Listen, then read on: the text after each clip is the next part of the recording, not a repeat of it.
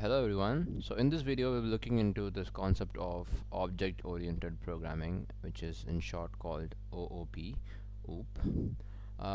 So to understand what exactly an object or this object oriented programming is, you have to start by going back to your basic data types. So the basic data types that you had, or like you had int. So this is a new integer. Let me make an int. Okay, this is an integer. Then you have float. I mean, then you have string. Okay, let's not talk about float now, it's a little bit complicated. So this is a string, so let's call it Python. Okay, now you have object. Okay, you don't call this a data type, you call this an object. So a list is an object, right? And you have a dictionary, which is also object. Okay, I call these two things as data types, and I call these two things as an object, right? So just keep that in mind for now. Now I'm going to print the type of each of these. I'm going to put the type of new underscore int, and then wait 1 second, new underscore dictionary. I mean, not dictionary, new underscore string, and then list, and then dictionary. Okay, now if you print all those things, you see all of them have this thing called class. So what is a class here? So class has something to do with an object, or this complete idea of object oriented programming. I'll get into that in a little bit. Okay, so this was supposed to be a dictionary, not a list, right? So let me just redo that again. So you see this is a dictionary now. Okay, now keep in mind of this particular word called class. So in Python, a class is how you define this paradigm of object-oriented programming. Okay, just keep that in your mind. Okay, now let me use these two variables that has list and dictionary. I hope you guys have an understanding of how lists and dictionaries work. Okay, so these are the two ways in which you can make an empty list and you can make an empty dictionary. Now we'll work with list. Now there's another way of defining an empty list. So you call this function.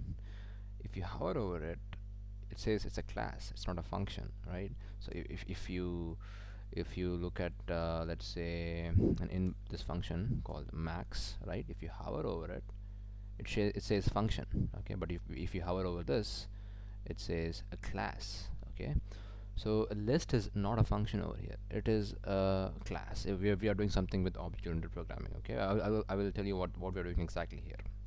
Okay, so you kind of call this list thing over here, and then if you print this new underscore list, okay, this will make you an empty list, right? There are few operations you can do on list, right? So if you have if you want to add a new element, you use this method called dot append. Okay, you give it an element, say 1. Okay, and then if I print this new underscore list, you will see that it has the value 1 in it. You can add more elements as you like by calling that particular function or a particular operation you are thinking right now. Okay, this is called a method. Okay, so that's why I'm using these different words, but in object oriented way you call this as a method. Okay, now you can see there are 4 elements now. Now if you want to add an say an list inside this, you use this method called extend. This extend method will add append 2 lists together. Okay, if the list is say 5555, okay, and then I print it, you can see the 555 is added now. There are a lot more functions here. There is another a method called pop. This will remove the last element from the list. If I pop it, you can see there are only 3 5s, and previously there were 4 5s. Okay, so all these things that you're doing here is something called an object oriented programming stuff. So what you have done here is you have made an object called new list using this particular code. Okay, I will tell you what that is. Okay, this code is called a constructor. Okay, you are using this constructor function to make a new list. Okay, this new list is right now an object. An object has behaviors in it. So these are the behaviors that it has. It can append an element, it can extend an element, it can pop an element. There are a lot more methods that are available in Python. Okay, so similarly, if you want to work with dictionaries, let's make a dictionary using this method called dict. This is not a method again. This is something that has to do with object-oriented programming. This is a class, right? Okay, you are initializing uh, a object of type dictionary right now. Okay, so if there is, how can you add a new element in dictionary? To do that, to add a new element in dictionary, you have to use this flower bracket syntax, right? So this will make you an empty dictionary. So if I print new underscore dict, and then yeah, this is an empty dictionary, right? So if you want to add a new element, there are no special functions to add a new element in like in a list. Like there's no append function here. So to add a new element, you use the syntax. You use new dict equal to flower brackets, and then you give the key, that is, let's say, first name. Okay, and then you have, okay, and then your last name.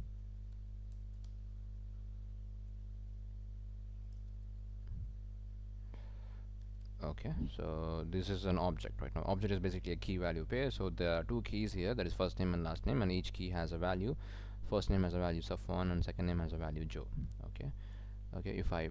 If there are methods associated with these dictionary, so that what you have done here is you have initialized an object called new dict, which is initialized using this dict class. So if you go to the definition, you see this class thing. Okay, I'll get into that. Get into that a little bit later. Okay, so you have initialized an object of type dictionary. Okay, now this object has a lot of methods associated with it. So you can if you want to look at the keys, you can call the keys function, and then you can print it. You can print this keys function that will show you the keys that are there in this new dictionary, first name and last name. Also, you can print the values that are there in this dictionary, values. Okay, yeah. So this is how an object works in Python. So you initialize an object first, and this object has attributes and methods associated with it. So in this case, there are two methods associated with it. With this, there is keys and values. Yeah, so this is an object. A dictionary is an object. Now, in Python, you can also define your own object. So this is the whole paradigm of object-oriented programming comes in. So let us say you are working with employees, right? So you can make this blueprint kind of stuff for employees. Okay, before I tell you about employees, let me give you this overall view of how this object-oriented programming exactly is. So let us say you have cars, right? A car can have multiple colors. It can have blue color, it can have white color, it can have red color. It can be of it could be from Toyota, it could be from Mitsubishi, it could be from Ferrari, it could be from Lamborghini. It's really up to you to decide what car you're gonna drive, right? So, but if you look at the general view of a car will have a color, that's a property, and car will have the manufacturer, that is Mitsubishi, Honda, whatever. Right? These are two general properties that you have in a car, right? So a car will have this blueprint kind of stuff, and when you buy a car, you buy a specific car. Okay, you can think of this car, you can think of this car that you bought as your object, and you can think of the blueprint as your class. Okay, so in Python, you can achieve this class thing, or this blueprint kind of stuff, using this keyword called class. Okay, now let's go back to the example of the employee. So let's say you wanna simulate this employee, that employee has a name, they have a first name, they have a last name, they have a salary, they have an email address, and all those kind of stuff, right? So each employee will have different kinds of values, right? So let me make an employee class that will generalize this name and first name, last name stuff. Okay. Now, temporarily, I will use this pass keyword because if you don't use the pass keyword, it will show you an error because there's nothing inside this and it will show you an indentation error. So if you use the pass keyword, Python interpreter will start to interpret it as let me just skip this line. Okay. Now to make an object from this class, as I said, class it's a blueprint, and in our case our blueprint is employee. So employee will have first name, blah blah blah, all those things. So let me make an object of this class employee. To make an object, what you do is you call this employee class to make an employee object, just like how you have called the list thing, and then you have called the dictionary to make your lists and dictionary. Similarly, you have to do it as employee, and then with this open and close parentheses to make an object. Now let me show you it actually works. So if I have this variable employee1 and then I call this employee and then I print employee1. Let me clear this first.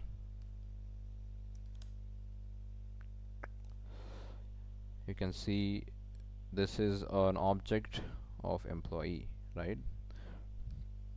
Okay, I hope it makes sense now, just like how it was similar to lists and dictionaries, right? So now if you were working with lists, right, that had a lot of methods and it had a lot of attributes. So if you want to make something similar to that, you have to associate a particular attribute to a particular object. To do that, you use this use the variable employee1. This employee will have a name. Let's have he has a first name. Let's call it first name equal to say Joe, and then he has a last name. Okay, he has a last name Biden, and then he has an email address, employee1 dot email underscore address joe at usa.com. Okay, these are the three attributes that are associated with this employee1. Okay. Okay, now let's say you want to make another employee object. So to do that, you will call this, not call, you will initialize this employee class, and then this will make you an object of type employee, and then you will have to set the first name. Let me just copy this for now. Okay, you'll have to set the first name, last name, and the email address for this particular person, right? 1 2 let's call it Safwaan, and don't mind the domain name, just for the sake of simplicity, just so that you understand how this works. Don't mind that. Okay, now if you want to make a third employee, you have to do the same thing again. For the fourth employee, you have to do the same thing again, right? It's kind of tedious now. But okay, now let me show you how if you print this employee dot first name underscore name, if you print that, you will see the first name is Joe for the first employee, and if you see for the second employee, it is Safwaan, right? So all this thing works. So you have made an object, and then you have given some variables to the object, that is the first name, last name, and the email address. Now each time you want to make this new employee object, you have to go through this process of assigning the name, first name, the last name, and the email address. So what you want to essentially do is you just want to call this initialize this object employee, and then it will give you the first name, last name, and email address by itself. You don't have to go through manually and doing this. This is not the behavior that you want to typically do. Okay, so to achieve that, you use this syntax. Okay, so the syntax goes as follows: define underscore underscore init. This init method is a special method that is used to initialize an object. So here you're not using an init method. You are simply initializing an object by giving its first name, last name, and email address. But you want to initialize an object immediately after you call this function, but not by manually doing this. To do that, you have to go through this process. Okay, as I said, init is a special method that is used to initialize an object, and then it takes in self as a keyword. What is self here? Self is a convention in Python.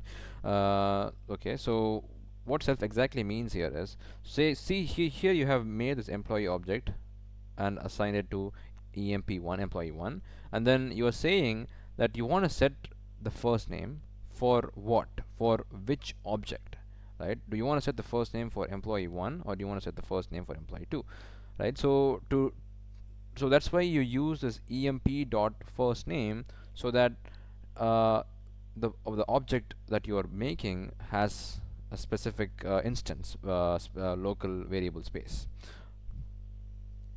So this first name is associated with this instance employee1, and this first name is associated with this employee2.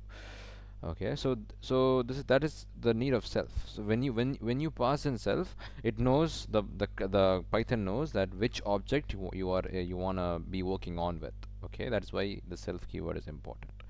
Okay, now that self is passed, now you will have to have few parameters in the initialization function, that is the first name, last name, and email address, because once you because you're trying to have first name, last name, email address associated to the employee1. So when you are calling this function, you have to when you're calling this when you're initializing this class, you have to uh, give the first name, the last name, and the email address. You don't have to use employee1. It is detected by Python automatically. The employee1 will automatically be the first argument when you call this init function. So employee will be first name. Okay, and then you have to give the first name, second name, and the last name. So let, for example, here it will be Safwaan, and then Kader, that's my last name, and then I can give Joe, I can give, sorry, Safwaan at gmail.com. Okay, now that will automatically initialize these first name, last name, and email address for the employee1 object, right? So let me delete these, delete. Okay, now if I print employee1 dot first name, you can see this is made here. So if you want to make a new employee, you can simply use the same thing.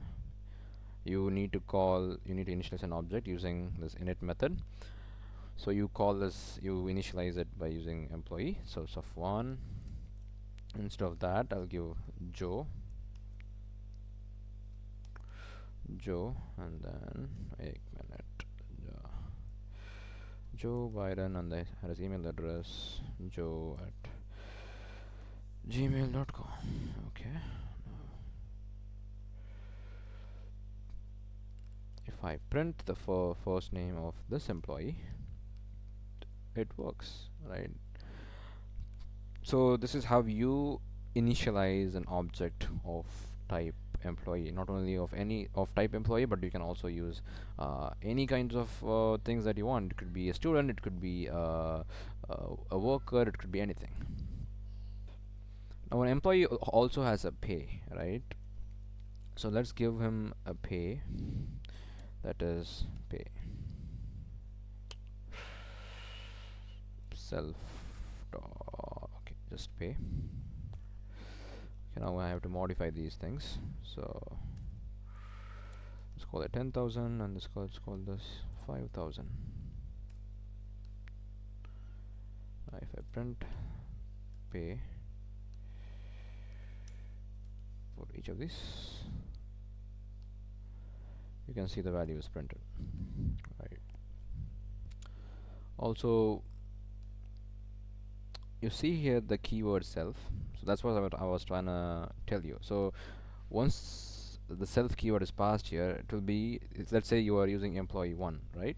So employee1 will be passed as your first keyword, and then first parameter, and then employee1 will be replaced over here. It will become employee1 dot first name equal to first name, and employee1 dot last name equal to last name, and so on.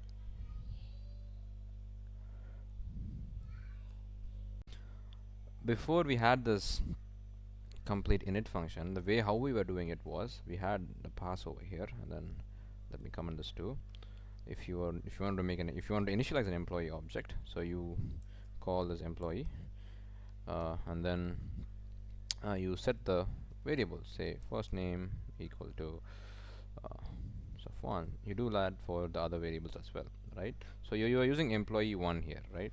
But but the self keyword that you see here is exactly is what is doing over here. Instead of you manually passing in this emp1 variable, the self will automatically figure out what to pass in, right? So that is why you use self again. I hope it makes sense with the self keyword, because in beginning of learning of oops in Python, this is the most confusing part. But I hope it is clear. If you have doubts, feel free to ping me somewhere in WhatsApp or Instagram. Anything works. Now, just like how objects are there in or there for lists and dictionaries, they had special they had functions, right? So if for lists, if you use the .len function, it will print you the length of the particular list. And you can also implement this functions, special functions that you want to do for whatever task you have inside your own classes. Okay, let me uncomment all these now. Okay.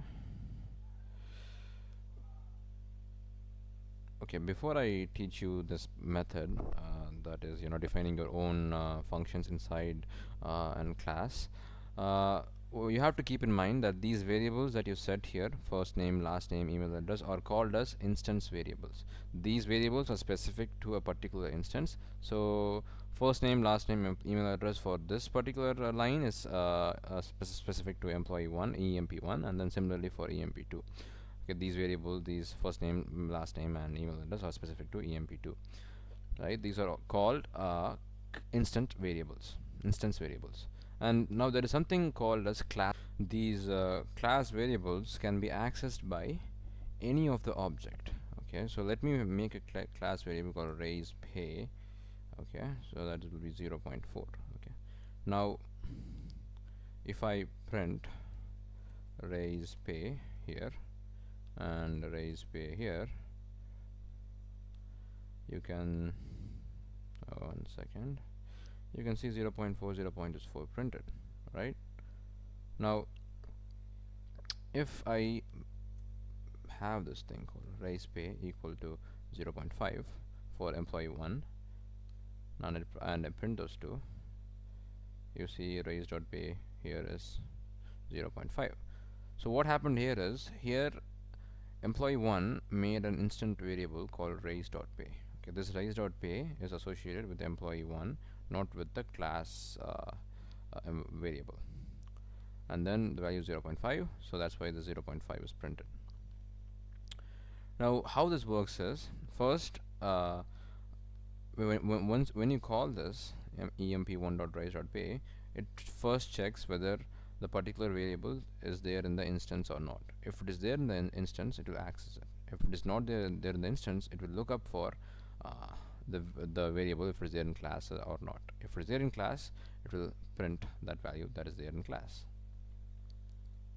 Now the next thing that I want to show you is defining your own functions inside for a particular object. So for dictionaries, you had your own functions. It had its functions such as keys, such as values. For lists, it had length, it had append, it had pop.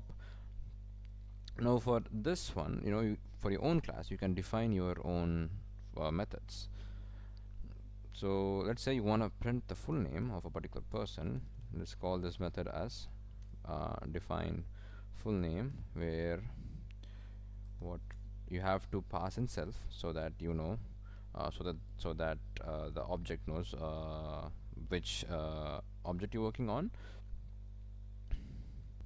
Sorry, so that the class knows which object you're working on. Now I have to print the name, right? So let me print I need the first name and the last name. Let's say if I'm having employee 1, I'll be doing employee 1 dot first name, but this is a general function, so you'll be doing self dot first name, and then plus, and then self dot last name. Let me just add this.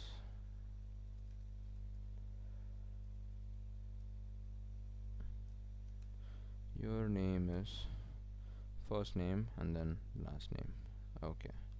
Now if I call this method full name, it will print me the name. Okay. Your name is Joe Biden. Okay, let me just delete these two. Okay, yeah, I did just print your name is Joe Biden. You can define as many functions as you like, but you have to make sure that whatever function you define inside this class has to take in this parameter called self, so that the function knows which object you are working on.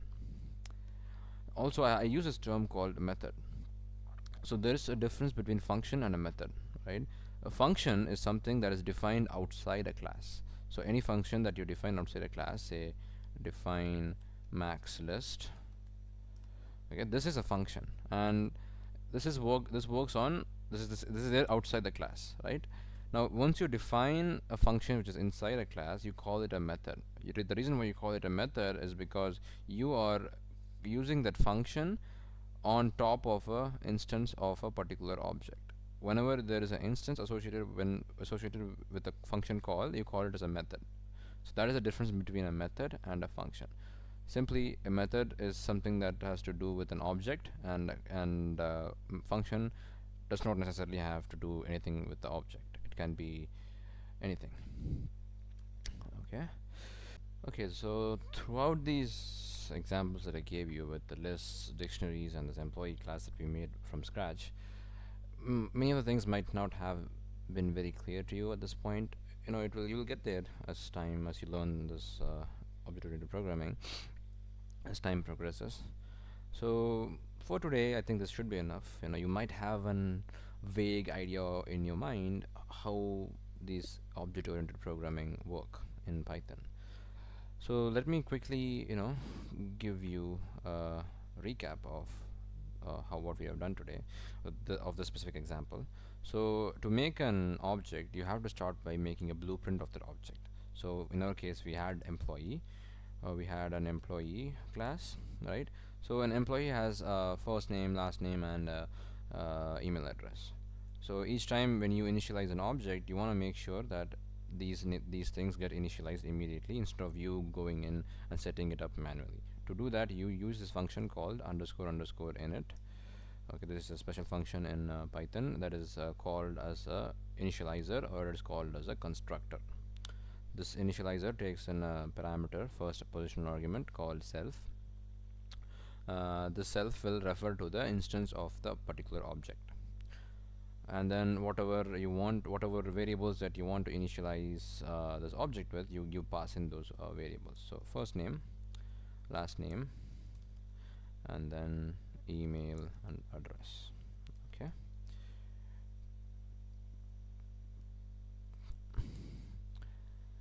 Now you use the self keyword again. You want to set the first name for this particular employee, so you will use self dot first name. The self dot first name, what it means is I want to set the first name for this particular object. So this will get its value from the parameter first name, and then similarly for last name and for email address.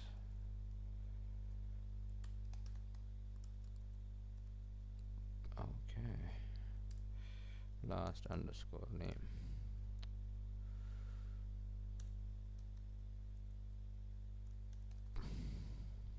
Okay, now you can easily initialize your employee objects. Okay, now you can also define your own functions for your employee. That is, by then let's say you want to print the full name of that particular person, you will pass in the self, which is very normal to do now, and then you will print your name is plus self dot, you are accessing the first name of the particular object, so you'll still use self here. Okay, and then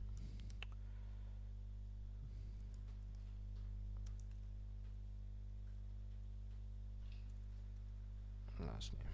Okay, Now we can initialize an object now of employee. First name will be Barack Obama, and then email address is barak@gov.us.